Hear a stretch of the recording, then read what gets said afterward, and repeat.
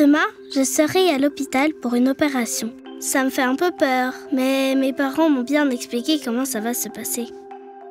Le soir avant l'opération, tu peux prendre un bon repas à la maison, mais à partir de minuit, tu devras être à jeun. Cela veut dire que tu ne pourras plus manger ni boire après avoir été dormir jusqu'à l'opération.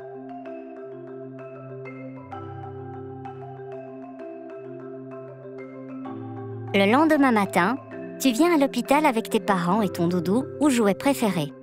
Ils peuvent venir tous les deux avec toi, mais un seul peut t'accompagner jusqu'à la salle d'attente avant d'aller à la salle d'opération. On arrive dans une salle pour se présenter.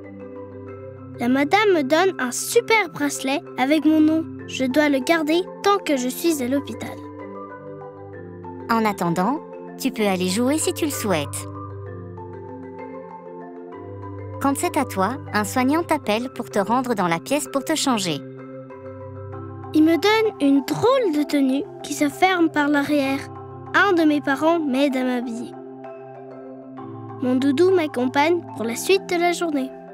Après t'être habillé, le soignant t'emmène dans une pièce à côté pour prendre ta température et te peser. Ensuite, on t'accompagne dans la salle d'attente. Tu peux t'y amuser librement jusqu'à ce qu'on t'appelle.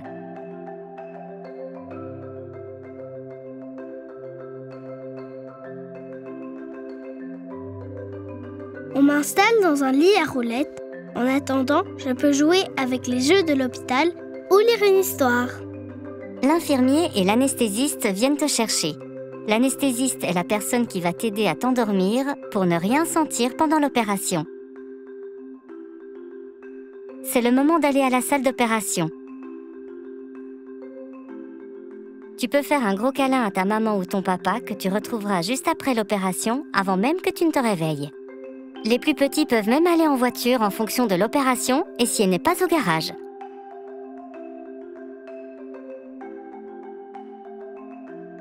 J'arrive enfin dans la salle d'opération.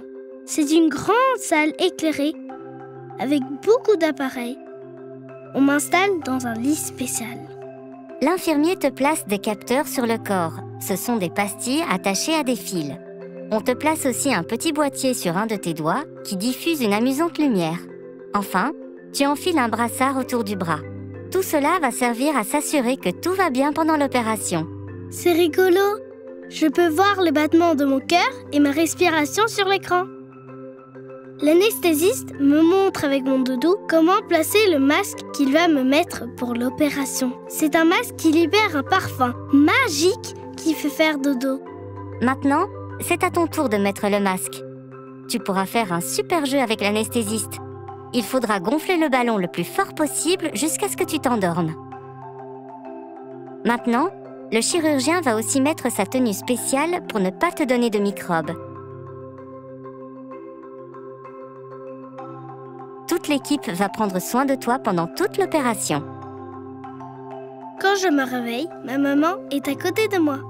Je me sens encore un peu fatiguée, mais je n'ai pas mal. Une infirmière vient me voir, me félicite et me dit que l'opération s'est bien déroulée. Dans mon bras, il y a un fil qui sort. On appelle ça une perfusion. Cela permet de t'hydrater, de te donner des médicaments si tu en as besoin, afin de prévenir et limiter la douleur. Tu restes dans la salle de réveil le temps que tu te sentes bien réveillé, puis on t'emmène dans une petite chambre rien que pour toi. C'est trop chouette. Dans cette chambre, je reçois une glace.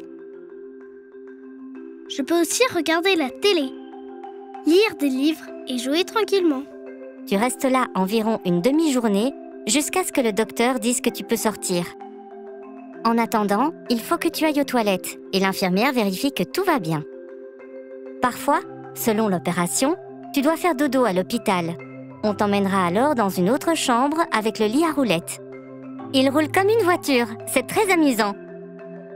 Dans la chambre, je peux passer la nuit avec maman ou papa.